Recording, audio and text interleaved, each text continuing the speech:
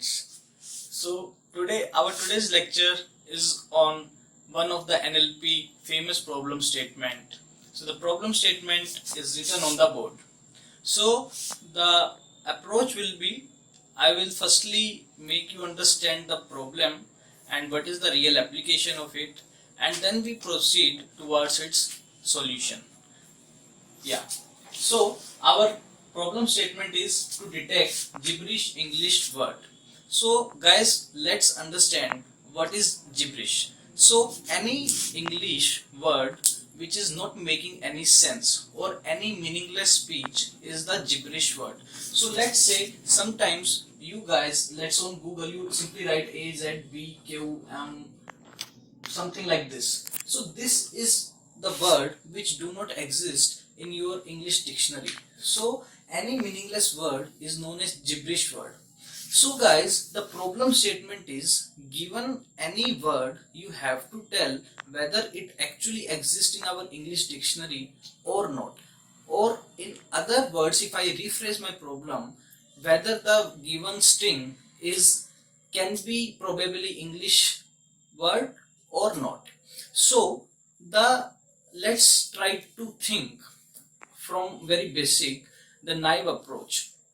The very first solution which can be, we take the English dictionary and we take a list of all English words, and given the string we search into our that list or dictionary, and if it is there then we say yes, else it is not. So approach 1 can be, you take any, let's say Oxford dictionary,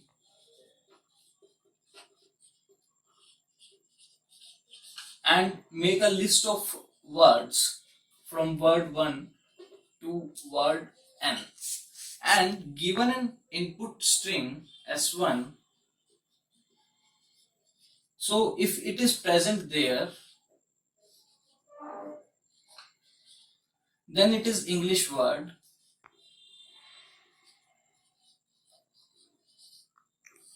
else no.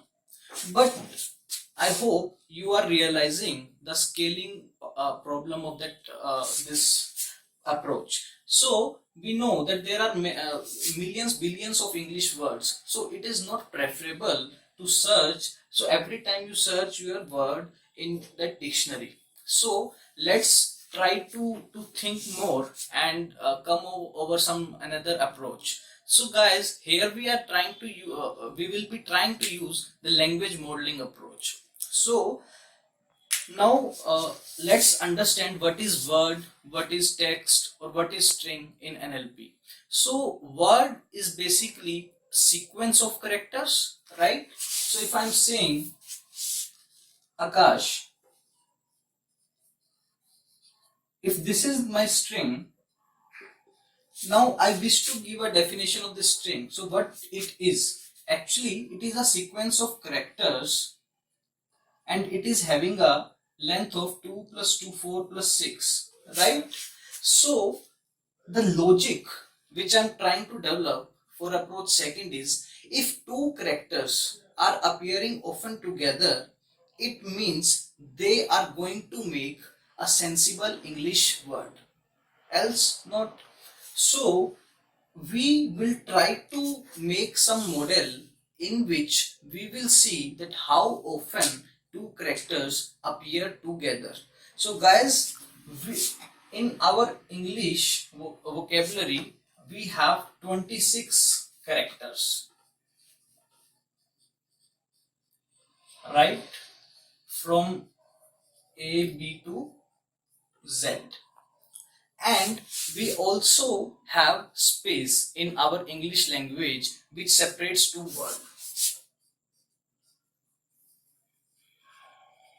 So I can say that we have total 27 characters in our English vocabulary, right?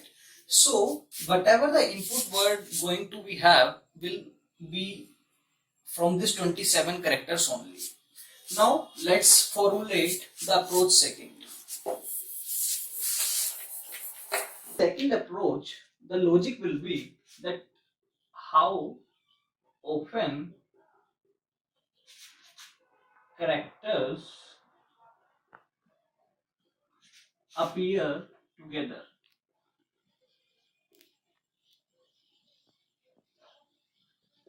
Okay, so let's say if I'm saying string is language, so here two character set will be LAAN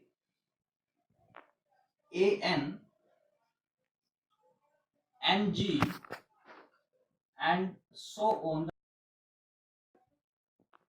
So the last two characters will be GE. So we are now going to see how often these two characters are coming together. So our approach will be that firstly we will count the pair. This is our step 1. So here pair will be LAAN NG and so on. Once we able to count the pair, we will normalize that pair. Normalize that count. So normalize here means, so if LA is let's say coming 10 times, so the one point which I missed is we have one very big corpus. Let's say the name is big.txt. It have let's say Shakespeare all the text, and we are using this as an our data to train this model. So from this we will having a count of all the character pairs. So let's say LA have a count of 10 and NG have a let's say count of 100. So we will be going to basically normalize that count so that everyone is between range of 0 to 1. Once we have normalized count, we will be going to generate probability of that input string.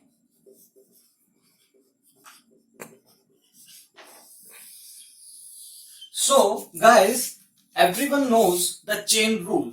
So what the chain rule says, the probability of let's say input string language is equal to probability of LA multiply में probability of AN and so on. Right? So once we have a probability, we will decide a threshold, and so that threshold will tell us whether the input string, if that input string cross that threshold level, we will say it occurs in our English dictionary, else not. So let's make our hands dirty with little bit math. So how our final matrix is like A, B, C, Z and space. A, B, C, Z and space. So this matrix, so basically this value will tell that in big.txt corpus how many times A and A appeared together. Let's say it have value 10,000. How many times word A appeared with word character B? So let's say it appeared 9,000 times. And so on. A with Z obviously will be going to have very low score. Let's say 100. Now this is the counting of character pair. If you remember, our second step was normalizing that count. So to normalize this row, what we will be going to do, we just simply count this whole row's value, right? So let's say 10,000 plus me 9,000 and so on for that space also, right? Whatever let's say value comes to be x, we will be simply dividing this value by x. So 10,000 by x, 9,000 by x, 100 by x. So in this manner, we will be going to have a normalized count. Now our third step was to calculate the probability of a string. right? So now our string was language, right? So we already made the shingles of it. So shingles are known as the character pairs. So here shingle size is 2 because we are taking 2 characters at a time. So L A N. Now L A, let's say L is here, okay, and A is here. So this value is basically going to tell me like how many times LA appeared together, right? So I already told you we are going to follow the chain rule of multiplication to calculate the final probability of this language. So let's say this L and A normalized count came to be B, and so with A, let's say here is M, it came Q. So the final probability will be going to look like, for LA we have P, for AN we have Q, and so on. So guys, this value, whatever it is coming, so let's say it comes around point 0.7, okay, and let's say we have decided our threshold is equal to 0.4. So we can easily see that 0.7 is greater than 0.4. So we can say that language comes in English dictionary. Now the second question is, how we are going to decide the threshold value, right? It is a very big question. So to decide a threshold value, what we are going to take, we are taking two independent dictionaries. So let's say there is one good dictionary. So good dictionary tells that they are the proper English words, and one is the bad dictionary which tells that they are not the English words. So let's say we simply take 5 good English words and 5 bad English words. So we will calculate the probability of each good word, good dictionary, and the probability of each bad word. We will take the minimum of the good dictionary and the maximum of the bad dictionary, and we will simply sum that value and divide by 2, so that we will be getting our threshold value. So guys, getting a threshold value is a very simple concept, but it is little confusing.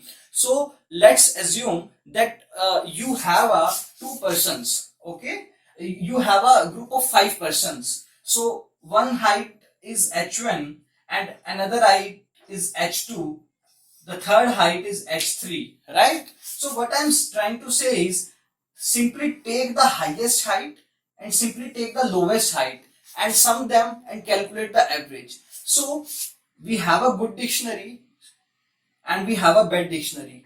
Take the minimum of this and the best of this and calculate the threshold. So this is about the logic of our approach. Thanks.